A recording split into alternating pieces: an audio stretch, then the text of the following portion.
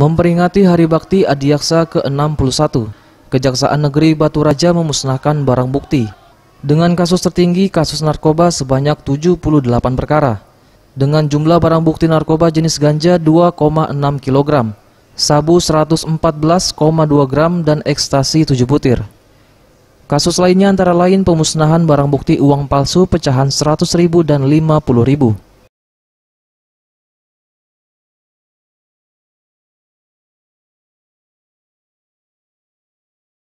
PLH Bupati Oku Edward Chandra pada kesempatan itu menghimbau masyarakat agar taat hukum.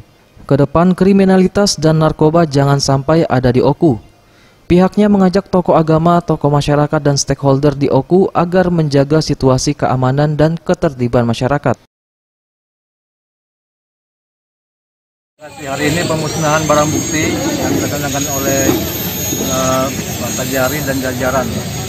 Itu pada kesempatan ini kita menghimbau kepada masyarakat ini bentuk transparansi dari pihak kejaksaan dan masyarakat supaya taat pada hukum, karena kita ada negara hukum, sehingga kita berupaya bagaimana kita mentaati semua aturan-aturan yang ada di negara kita ini.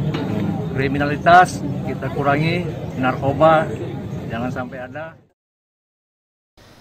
Sementara itu Kajari Oku Bayu Pramesti mengatakan, pada pemusnahan barang bukti ini, Kejaksaan sudah menuntaskan perkara yang ditangani mulai Juli tahun 2020 hingga 2021.